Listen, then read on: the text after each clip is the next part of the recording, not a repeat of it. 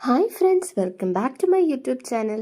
അപ്പോൾ ഇന്ന് നല്ലൊരു ദിവസമായിട്ട് പുതിയൊരു വീഡിയോ ആയിട്ടാണ് നമ്മൾ വന്നിട്ടുള്ളത്. അപ്പോൾ ഇന്നത്തെ വീഡിയോയുടെ ടോപ്പിക് എന്താണെന്ന് അറിയണ്ടേ? ആശങ്കയേറുന്നു വരാൻ പോകുന്നത് ദുരന്തമോ. 20 ദിവസങ്ങൾക്കിടയിൽ ഭീകര മത്സ്യം തീരത്തടിഞ്ഞത് 4 തവണ. ഈ ന്യൂസ് നിങ്ങൾ എല്ലാവരും കണ്ടു കാണും, വായിച്ചു കാണും. എനിക്കത് ഷുവറാണ്. കാരണം ഇത്രയും വലിയ മത്സ്യം, അതായത് ഇഷ്ടം പോലെ വീഡിയോസ് വന്നിട്ടുണ്ട്. അപ്പോൾ പിന്നെ നിങ്ങൾ എന്തായാലും കാണാതിരിക്കൂലല്ലോ. അതിൻ്റെ നീളം കണ്ടിട്ടെങ്കിലും, ആ മത്സ്യത്തിൻ്റെ നീളം കണ്ടിട്ടെങ്കിലും നിങ്ങൾ നോക്കാതിരിക്കില്ല. പക്ഷേ ഇത് ദുരന്ത സൂചനയാണോ? അത് നിങ്ങൾക്ക് എന്ത് തോന്നുന്നു? ആദ്യം ഈ ഫിഷിൻ്റെ പേരെന്താണെന്നറിയണ്ടേ? Doomsday fish.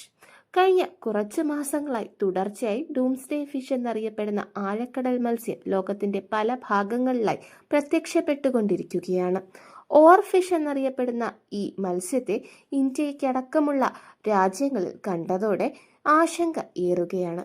വരാനിരിക്കുന്ന പ്രകൃതി ദുരന്തങ്ങളുടെ സൂചനയായിട്ടാണ് ജാപ്പനീസുകാർ ഇതിനെ കണക്കാക്കുന്നത്. കഴിഞ്ഞ 20 ദിവസത്തിനിടയിൽ 4 തവണയാണ് ഇവയെ കണ്ടത്.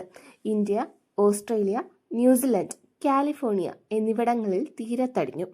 ദിവസങ്ങൾക്ക് മുമ്പാണ് തമിഴ്നാട്ടിലെ മത്സ്യത്തൊഴിലാളികൾ ഏകദേശം 30 അടി, അതായത് 9 മീറ്ററോളം നീളമുള്ള ഒരു ഭീകരകരമായ ഓർഫിഷിനെ പിടികൂടിയത്.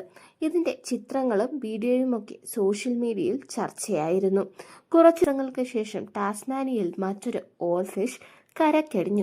ഏകദേശം 3 മീറ്റർ നീളമായിരുന്നു ഇതിനുണ്ടായിരുന്നത്. ഒരാഴ്ചക്കിടെ ന്യൂസിലൻഡിൽ 2 തവണ ഓർഫിഷ് മത്സ്യങ്ങൾ കരക്കടിഞ്ഞു. ഇതിനു മുമ്പ് 2024 ഓഗസ്റ്റിലായിരുന്നു കാലിഫോർണിയയിൽ ഓർഫിഷുകളെ കണ്ടത്.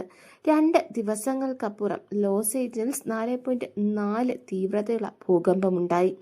ഓർഫിഷിന് ഭൂമിശാസ്ത്രപരമായ ചലനം തിരിച്ചറിയാനുള്ള കഴിവുണ്ടെന്ന ഊഹാപോഹത്തെ പിന്തുണയ്ക്കുന്നതായിരുന്നു ഈ സംഭവം.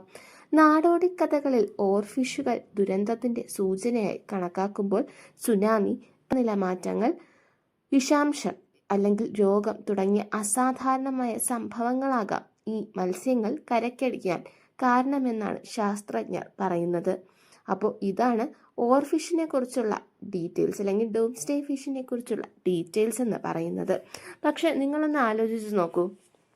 അതായത് ഈ വർഷം 2025 എന്ന് പറയുന്നത്, അതായത് ഇതിൽ പറയുന്നത് പ്രകൃതി ദുരന്തം സംഭവിക്കും എന്നുള്ളതാണ്. പക്ഷേ നിങ്ങളൊന്ന് ആലോചിച്ച് നോക്കൂ, നമ്മുടെ നാട്ടിൽ ദുരന്തങ്ങളോട് ദുരന്തങ്ങളാണ്. ആദ്യം ഇന്ത്യയിലെ കാര്യം തന്നെ എടുക്കാം. പഹൽഗാമിൽ ആക്രമണം ഉണ്ടായി. പ്രകൃതി ദുരന്തം അല്ലെങ്കിൽ പോലും നമ്മുടെ കണ്ണീരിലാഴ്ത്തിയ ഒരു വൻ ദുരന്തം തന്നെയായിരുന്നു പഹൽഗാമിൽ നടന്നത്. അത് കഴിഞ്ഞിട്ട് അതിൽ പ്ലെയിൻ ക്രാഷ് നടക്കുന്നു, അതിൽ ഒരുപാട് പേര് മരിക്കുന്നു. നമ്മെ നൽകുന്ന ഒന്നായിരുന്നു. അത് കഴിഞ്ഞിട്ടാണെങ്കിലോ, അല്ലെങ്കിൽ അതിനു മുമ്പായിരുന്നെങ്കിലോ, കടലിൽ കണ്ടെയ്നറുകൾ മറിയുന്നു, അതുപോലെ തന്നെ ഷിപ്പിന് തീ പിടിക്കുന്നു. എന്തെല്ലാം ദുരന്തങ്ങളാണ്. ഇപ്പോൾ മത്സ്യത്തൊഴിലാളികൾ അനുഭവിച്ചുകൊണ്ടിരിക്കുന്നതും ദുരന്തങ്ങൾ തന്നെയാണ്. കാരണം ഈ കണ്ടെയ്നറുകൾ കാരണം മത്സ്യമേഖല തീന്മേശയിൽ നിന്ന് അകലുകയാണ്. നമുക്കൊരു ഭയമാണല്ലേ കഴിക്കാൻ വേണ്ടിയിട്ട്. അത് സ്വാഭാവികമായിട്ടുള്ളൊരു ഭയമാണ്. അങ്ങനെ ഒരുപാട് ദുരന്തങ്ങൾ നമ്മളെ തേടി എത്തിയിരിക്കുകയാണ് ഈ 2025. ഇത് ലോകാവസാനമാണോ? നമുക്ക് കണ്ടു തന്നെ അറിയാം. എൻ്റെ വീഡിയോസ് ഇഷ്ടപ്പെടുന്നെങ്കിൽ ലൈക്ക് ചെയ്യുക, ഷെയർ ചെയ്യുക, സബ്സ്ക്രൈബ് ചെയ്യുക. Thank you for watching.